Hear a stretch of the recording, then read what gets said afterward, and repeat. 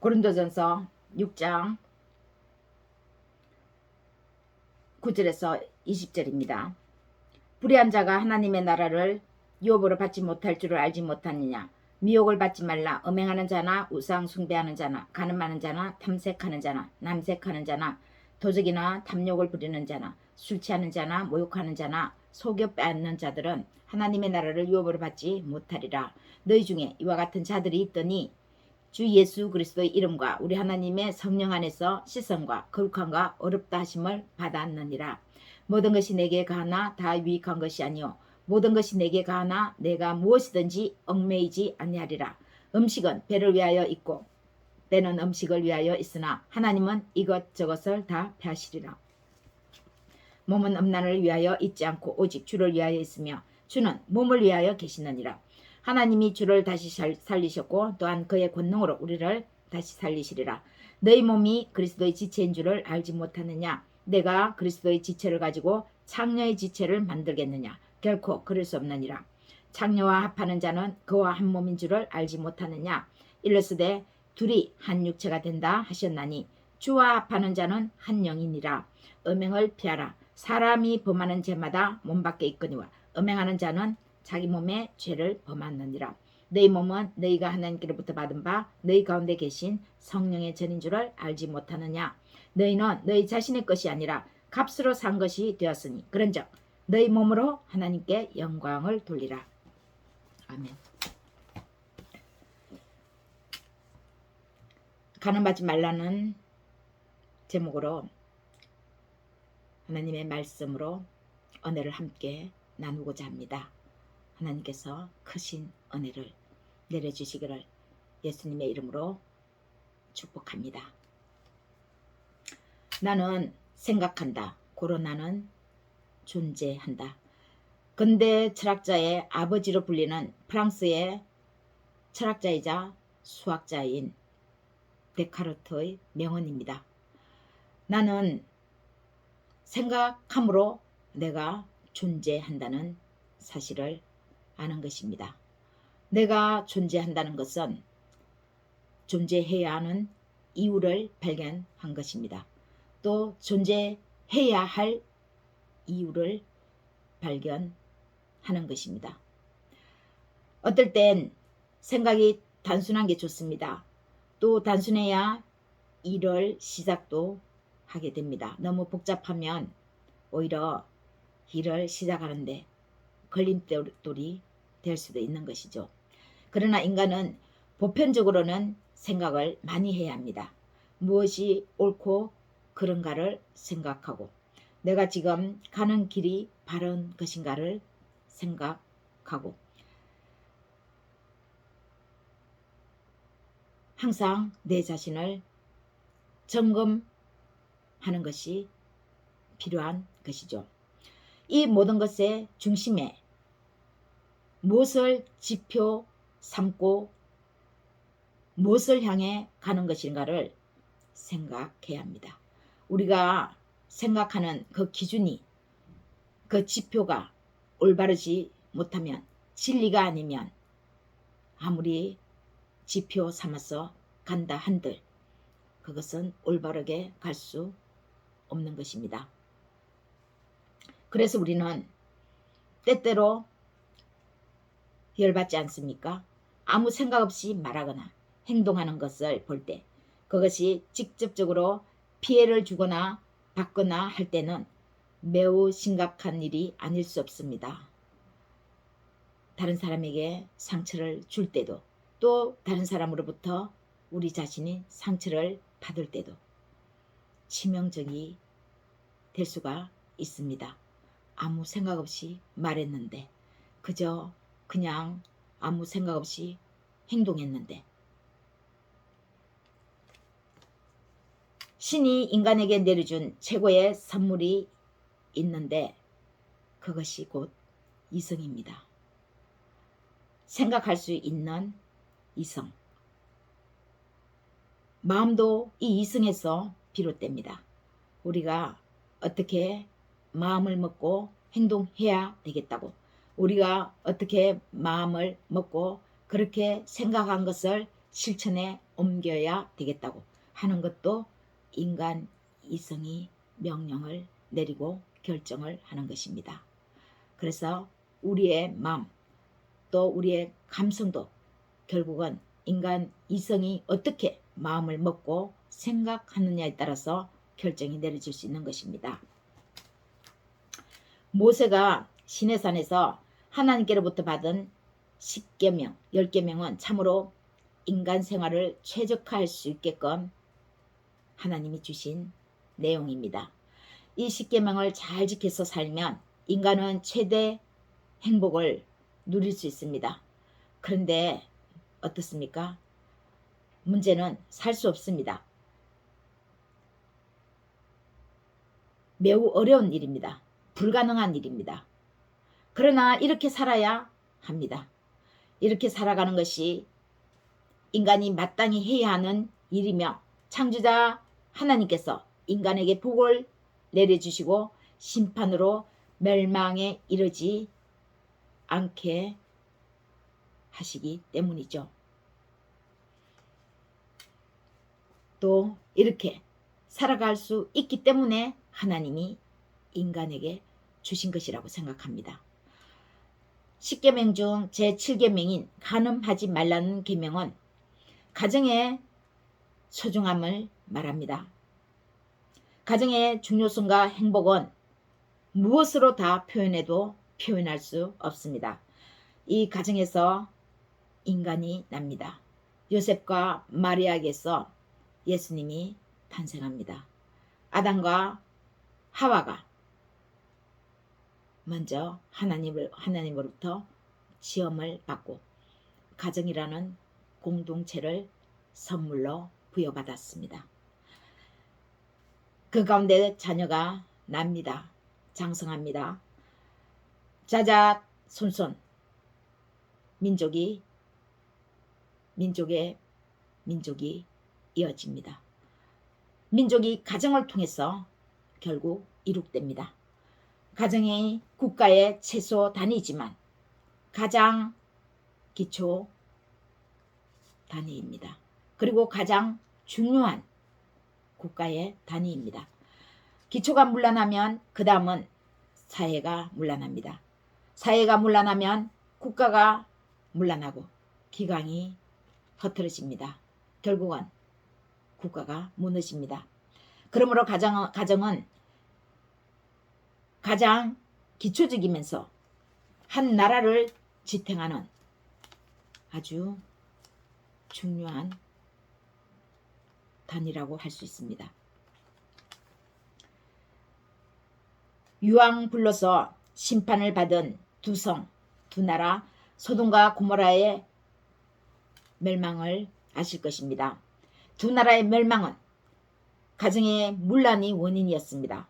동성간의 간음, 부부의 건전하지 못하는 간음이 가정을 파괴하고 사회를 파괴하고 급기야는 국가를 멸망하게 만들었습니다. 그 두 성에 어인 10명이 없었어. 하나님은 그 두 성을 유황 불러서 심판에 이르게 했던 것입니다. 국가를 파괴시킨 것이죠. 하나님은 신이십니다. 인간이 아니죠. 그래서 인간의 어떤 생각이 조금도 신에게는 가미될 수가 없습니다. 100% 신성입니다. 신이신 하나님과 인간이 그런데 어떻게 이렇게 교류가 이루어질 수 있는 것입니까? 하나님은 하늘이고 인간은 땅인데 하늘과 땅이 맞닿을 수 없는데 신과 인간이 맞닿을 수 없죠. 그 가운데 예수님이 신성으로서 인간의 몸을 입고 요셉과 마리아의 가정에서 이 땅에 오셨습니다. 그러면 우리는 예수님이 오시기 전에는 우리에게 신성이 없었습니까? 그렇지 않습니다. 창세기 1장 26절에서 하나님이 이르시되 우리의 형상을 따라 우리의 모양대로 우리가 사람을 만들고 라고 성경은 이렇게 말씀합니다. 여기에서 우리라고 하는 하나님의 말씀은 삼위일체를 가리킵니다. 성삼위 일체이시죠. 성부, 성자, 성령입니다.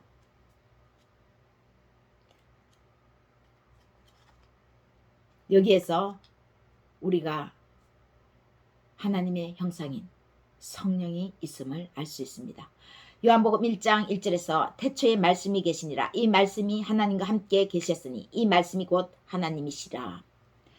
1장 14절에서는 말씀이 육신이 되어 우리 가운데 거하심에 라고 말씀합니다. 하나님은 태초에 천지를 창조하시면서 그 다음에 인간을 마지막으로 창조하시면서 우리의 형상대로 사람을 만들고 라고 하셨습니다. 예수 그리스도와 하나님의 아버지, 하나님이신 아버지신 그 영이, 성부의 영이 우리에게 있는 것입니다. 하나님이 천지를 무엇으로 창조하셨습니까? 1장 1절 말씀처럼 말씀으로 창조하셨습니다. 태초에는 아무것도 없었습니다. 태초라는 말은 아무것도 없는 상태입니다. 영원 그 자체입니다. 영원일 때에 성부, 성자, 성령께서 계셨던 것입니다. 삼위일체 하나님만이 존재하셨다는 뜻입니다. 그런 분, 성삼위일체이신 분이 인간을 자신의 형상대로 만드셨는데 인간 속에 신성이 당연히 있었겠죠. 그러나 우리 인간은 이 신성을 못 느꼈을 뿐입니다. 만약 느끼고 알았다고 해도 어렴풋이 안 것에 불과한 것입니다. 성삼위이신 제3위 성령께서 우리에게 완전히 임하신 것은 예수께서 이 땅에 2000년 전에 오신 후였습니다.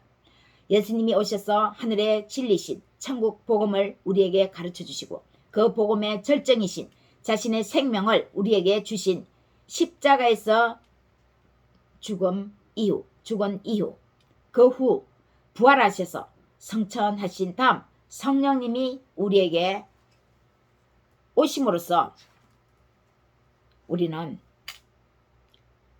우리에게 하나님의 형상을 발견할 수 있는 것이었습니다. 이 사건이 이루어지기 전까지는 우리는 우리 자신뿐만 아니라 우리를 창조하신 영의 아버지신 하나님도 창조자 아버지라고 알아볼 수 없었습니다. 우리를 지으셨는데 우리를 지으신 그 주권자 아버지를 알아보지 못한 것이죠. 정확하고도 명확하게 밝히 비추어 주신 분은 예수님이 우리에게 오심으로써 성령을 부어 주셨기 때문입니다. 제7계명 간음하지 말지니라고 말씀하시는 하나님의 뜻은 우리에게 바로 이 신성을 요구하는 것입니다. 우리의 신성, 하나님의 그 신성이 너에게 있으니 너희가 이 신성을 더럽히지 말라는 것입니다. 이 신성은 하나님이 태초에 인간을 창조하시면서 인간에게 주셨습니다. 그리고 그 인간에게 주시는 그 신성을 가정이라는 공동체에 하나님은 보내주셨습니다. 하나님은 스스로 있는 자라고 모세를 통해서 자신을 소개하시는 분입니다. 여기서는 자기 자신은 스스로 있는 자, 그 누구의 도움도 필요 없는 분, 단 한 분으로서 이렇게 자신을 소개하는데 왜 우리라는 표현을 굳이 쓰면서 인간을 창조하셨을까요? 한 분 하나님 안에 삼위로서 우리이신 것처럼 인간 또한 하나이면서 둘이가 합력해서 신성인 거룩함을 이루시기를 원하시는 것입니다. 가정은 곧 하나님의 신성의 시작으로서 역사의 재창조를 시작하는 출발점입니다. 하나님은 무에서 유를 창조하신 분입니다. 그런데 우리도 하나님의 형상을 닮아서 하나님이 창조하신 창조의 역사를 이루어 나갈 수 있는 것이죠. 그렇지만 우리는 하나님처럼 무에서 유를 창조하는 것이 아니라 유에서 유를 창조해 나가는 재창조를 해 나가는 것입니다. 그것이 인간에게 하나님이 지혜와 지식, 인간, 이성, 감성을 주신 것이죠. 하나가 아닌 둘이서 생육하고 번성해 나가야 하는 하나님의 창조의 역사의 장이 바로 가정 공동체입니다. 이 역사를 가정에서 해 나가도록 하나님은 우리에게 소중한 가정을 주셨습니다. 성경은 구약 신약 곳곳에서 신랑 신부의 역할에 대해서 끊임없이 말씀합니다. 그만큼 가정에서 부부의 역할이 중요하다고 말하는 것인데 하나님 자신 신과 인간을 부부의 관계로 설명하면서 자신의 백성인 먼저 택함을 받은 이스라엘 민족한테 이 명칭을 하나님은 씁니다. 선민인 이스라엘을 향해서 자신 외에 다른 신을 섬기는 것을 간음하는 것이라고 정죄하는 것이죠. 자신을 떠나서 우상을 섬긴다는 그 자체가 신부가 신랑을 배반하고 바람을 핀다는 그 뜻이라는 것입니다. 그런데 예수님이 오시고는 뭐라고 말씀합니까? 예수님은 마음에 이미 업욕을 품은 자마다 이미 간음하였다고 말씀합니다. 율법과 예수님 어느 쪽을 속이기 쉽습니까? 어느 쪽을 지킬 수 있다고 생각이 듭니까? 율법은 지킬 수 있는데 예수님의 말씀이신 마음의 간음은 아무것도 아니라고 혹시 치부하는 것이 아닙니까? 다른 사람이 보지 않으면 아무도 안 보면 그 마음에서 무슨 생각을 해도 괜찮다고 혹시 생각하면서 교회를 다니고 있지는 않는지요. 오늘날 가정의 문제는 바로 마음에 이미 업욕을 품은 자마다 간음하였느니라. 이 예수님의 말씀이 땅에 떨어진 것이 아니고 무엇이겠습니까? 예수님을 속이면 이미 율법 전체를 범한 것입니다. 예수님은 율법의 완성자이시기 때문입니다. 예수님 안에는 율법이 완성되어 있습니다. 그래서 예수님의 계명을 범하면 이미 우리는 율법 전체를 범한 것이 되는 것이죠. 제7계명인 간음하지 말라는 이 계명은 제1계명인 나 외에 다른 신을 섬기지 말라는 계명과 직접적인 관계에 놓여 있습니다. 나 외에 다른 신을 섬기지 말라. 신랑과 신부의 관계에서 서로 간에 간음하지 말라는 것입니다. 서로에게 집중하라는 것입니다. 서로에게 눈을 맞추고 사랑하라는 것입니다. 또 서로가 서로에게 희생하라는 것입니다. 더 엄밀히 말하자면 신랑 되시는 여호와 하나님을 인간은 배반하지 말라고 하는 것입니다. 그 외에 다른 그 어떤 형상도 신랑을 배반하는 신부의 행위라고 하는 것입니다. 인간이 자신을 창조한 신을 배반한다는 것은 생명이 아니라 죽음으로 달려가는 것입니다. 삶의 방향을 잃어버림으로 옳고 그름을 분별할 수 없습니다. 위로부터의 관계가 흐트러지면 수평적인 관계도 흐트러집니다. 기초적인 관계가 지표가 올바르지 않는데 그 어떤 것을 추구한들 그것이 올바른 것이 되겠습니까? 우리가 하나님으로부터 관계가 똑바르게 될 때에 좌우 관계도 똑바르게 되는 것입니다.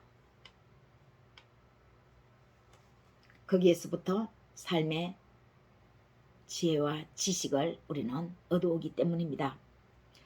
옳은 것은 옳다고 하고 그런 것은 그러다고 해야 하는데 정의가 무너지면 여호와 하나님, 신령이신 하나님을 우리가 배반하면 정의는 입을 다뭅니다. 불의의 입을 다뭅니다. 그래서 정의가 땅에 떨어지는 것입니다. 예수님은 오셔서 율법을 완성시키셨습니다. 십자가의 사건은 바리새인이 예수님을 정치적으로 신성모독죄로 고발한 사건입니다. 소위 그들이 말하는 율법을 예수님이 어긴 것입니다. 예수님은 죄인과 먹고 마셨습니다. 죄가 있다고 주장하는 모든 사람들은 모두가 다 하나같이 예수님과 상관하고 있었습니다. 그런데 바리새인과 율법학자인 서기관들은 그들의 최고의 율법에 비추어 봤을 때 예수님과 함께하는 그 모두는 성전을 더럽히는 장본인으로 보였습니다. 성전을 더럽힌 죄, 더럽히는 죄, 제1계명인 나 외에 다른 신을 섬기지 말라는 그 계명의 죄를 오히려 예수님이 범했다고 하는 것입니다. 그런데 이들 바리새인은 그때 그 2000년 전 성경 속 인물일까요? 우리는 스스로 우리에게 비춰야 합니다. 율법인지 바리새인들이 주장하는 율법인지 마음까지 비추는 예수 그리스도의 은혜의 율법인지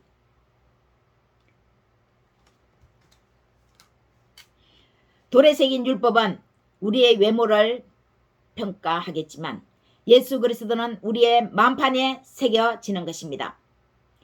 온 마음과 정성을 다해 예수 그리스도를 내 몸과 마음으로 받아들여서 하나가 되게 해야 하는 것입니다. 간음은 내 몸에 죄를 짓습니다.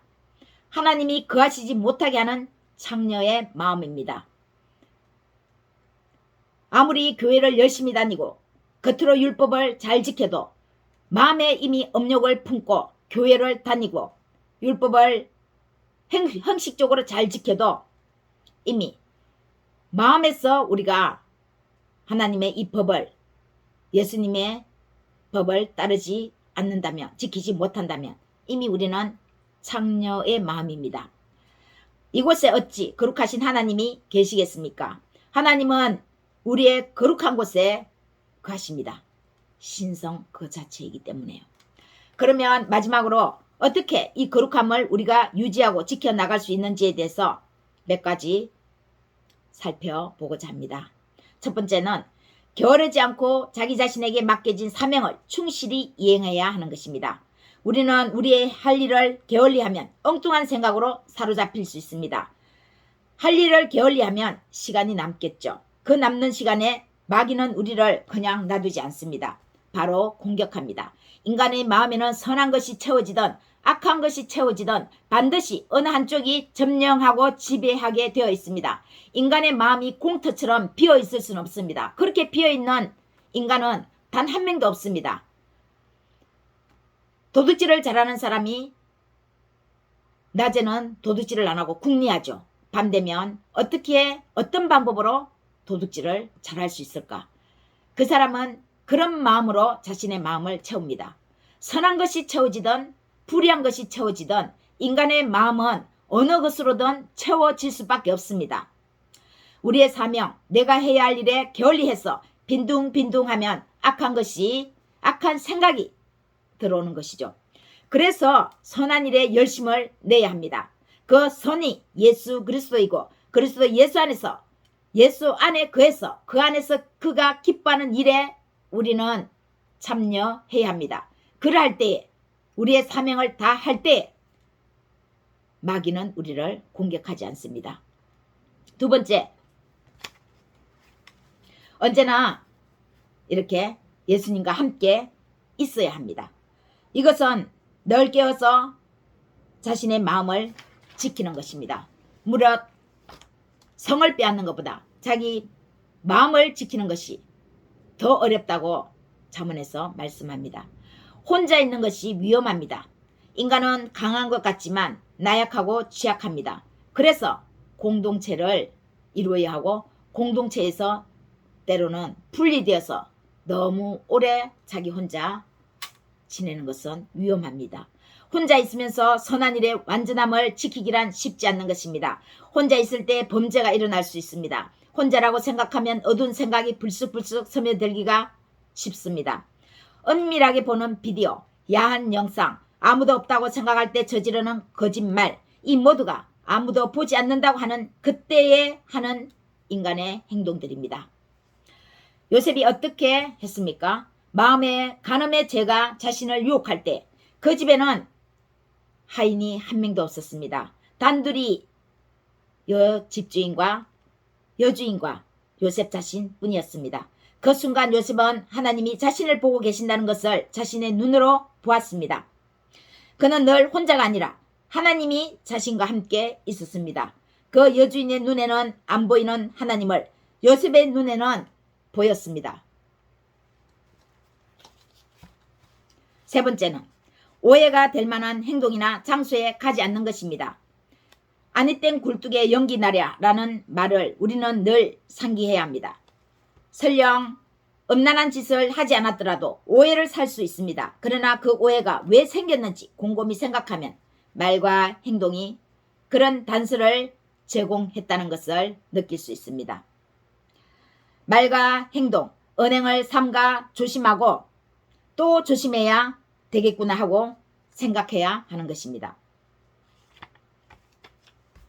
따지고 들면서 그런 일을 하지 않았다고 하는 것보다 더 지혜로움은 이런 일이 발생했을 때 하나님 앞에 자신을 세워 보는 것입니다. 그러면 하나님께서 말씀해 주십니다. 삼가 언행을 주의하거라.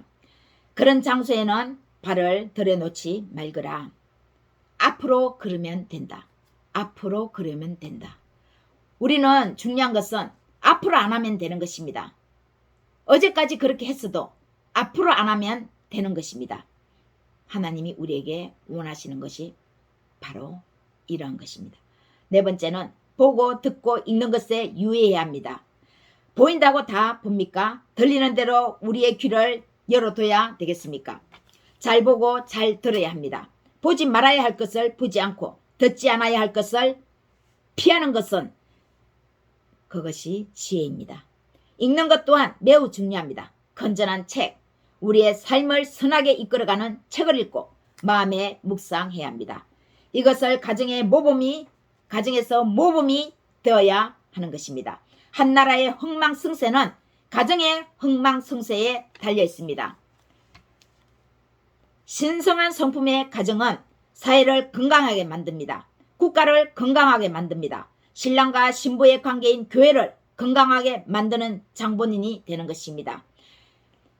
가정이 얼마나 소중했으면 하나님은 교회와 그리스도의 관계를 부부로 명명하면서 우리에게 부탁도 하고 명령하시기까지 하겠는지요. 하나님은 인간을 창조하실 때 아담이 아니라 아담과 하와 한 명의 남자와 한 명의 여자였습니다.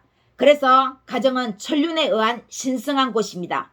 만일 모세의 율법을 잘 지켜 간음하지 않은 부부가 예수 그리스도의 은혜의 율법인 마음의 음욕을 품어 한다면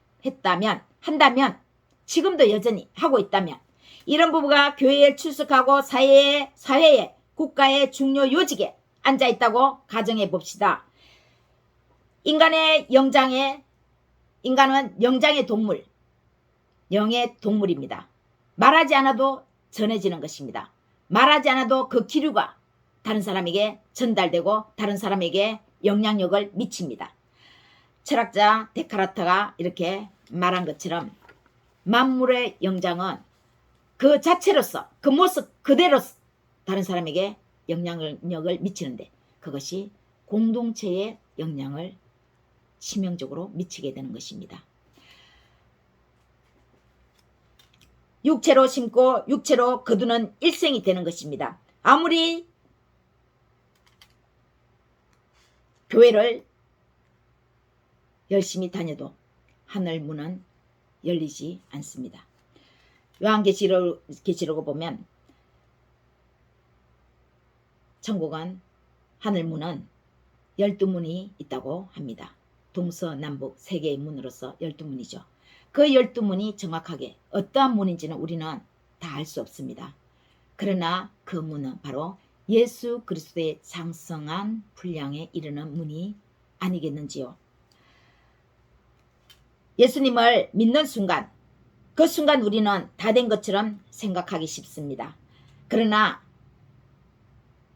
착각하지 않아야 합니다. 그 믿음은 이제 겨우 그 12문 중에 한 개의 문에 이르렀을 뿐입니다. 한 개의 문에 은혜 받아서 이르렀는데 우리는 마치 다 이런 것처럼 착각하게 되는 것이죠. 여러분, 우리는 예수 그리스도의 은혜의 율법을 되새겨야 합니다. 모세의 율법인 간음하지 말라는 돌로 쳐서 죽임을 당하는 이 명령이 아니라 사랑하기 때문에 그 사랑에 감사해서 그분이 사랑하는 분이 싫어하는 것이면 하지 않는 더 적극적인 마음으로부터 깨끗한 명령을 지켜야 합니다. 강요와 압박과 공포는 우리를 지켜내지 못하고 변화시킬 수 없습니다. 그러나 죽음도 이긴 죽음보다 더 강한 십자가의 그 사랑은 능히 우리를 이 간음에서 지켜낼 수 있습니다. 우리 가정은 하나님 앞에 늘 있어야 합니다. 그래야 우리의 아이들이 하나님 앞에서 바르게 어디를 가든 하나님을 만으로 여기지 않고 살아가는 방법을 배워 나가는 것입니다. 사랑하는 여러분, 제 7계명을 범하는 것은 삶이 아니라 죽음을 택하는 것입니다. 여인과 간음하는 자는 무지한 자라. 이것을 범하는 행하는 자는 자기의 영혼을 망하게 하며 잠언에서 말씀하죠. 과연 이 계명을 이 정도로 깊이 심각하게 우리가 받아들이고 있는지요. 오늘날 많은 가정이 무너지고 있습니다. 교회가 타락하고 있습니다. 영혼이 망가지면 그 사람 전부가 망가지는 것입니다. 하나님을 모르는 사람들은 정신이 망가지면 다 망가진다고 하겠죠. 그러나 하나님을 알고 더 깊이 인간이 무엇이라는 것을 안다면 영혼의 망가짐은 전부를 잃는 것이라는 것을 알게 될 것입니다. 사람의 정신의 말살은 손발을 묶는 것이라면 사람의 영혼의 말살은 그 삶의 전부를 빼앗는 것입니다. 살아있으나 죽은 것이나 다름없습니다. 우리의 사명, 각자의 사명을 각자의 신분에 따라서 잘 지키면서 마음에서 하나님을 만홀히 여기지 않아야 합니다. 스스로 속이지 말라. 하나님은 만홀히 여김을 받지 아니하시나니 사람이 무엇을 심든지 그대로 거두리라. 자기의 육체를 위하여 심는 자는 육체로부터 썩어질 것을 거두고 성령을 위하여 심는 자는 성령으로부터 영생을 거두리라. 갈라디아서에서 이렇게 말씀합니다. 이사야서 1장 4절에서 말씀합니다. 슬프다 범죄한 나라요 허물진 백성이요 행악의 종자요 행위의 행위라. 행위가 부패한 자식이로다. 그들이 여호와를 버리며 이스라엘의 거룩한 자를 만홀히 여겨 멀리하고 물러갔도다. 만홀히 이 뜻은 무시하다, 소리하다, 업신여긴다. 그리고 되는 대로 생각하게 내버려 둔다라고 하는 뜻입니다. 자기 생각이 잘못되면 고쳐야 되는데 생각하는 대로 생각이 일어나는 대로 고치려고 하지 않고 내버려 둔다는 뜻입니다. 결국 만홀히 여긴다는 것은 하나님을 믿는다고 하면서 행동은 하나님이 없는 것처럼 행동을 한다는 뜻입니다. 마음에 생각하는 바가 결국 결실로 나타난다고 하는 무섭고도 엄중한 말씀이 아닐 수 없습니다. 새가 우리 머리 위로 날아다닐 수는 있습니다. 그러다가 똥을 쌀 수도 있겠죠. 잘못하면 똥을 맞을 수도 있습니다. 그러나 그 새가 우리 머리 위에 둥지를 털게 해서는 안 됩니다. 이 세상에는 늘 어디를 가든 죄악이 있습니다. 이 세상은 완전한 세상이 아니기 때문입니다. 어딜 가나 그 죄악의 생각이 우리의 마음에 잠시 들 수는 있으나 우리 마음의 둥지를 털게 해서는 그렇게 놔두어서는 안 된다는 것입니다. 혹 이 일에 생각나는 죄가 있으면 예수께로 나와서 회개의 기도로 용서를 구할 수 있기를 바랍니다. 우리는 예수 그리스도가 계십니다. 우리의 예수님은 우리의 모든 죄를 사해 주신 분입니다.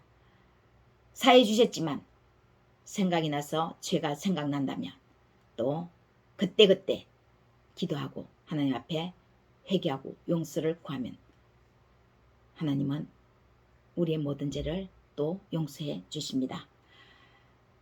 한 주간도 예수님 안에 거하여서 하나님의 영으로 충만하시기를 예수님의 이름으로 축원합니다.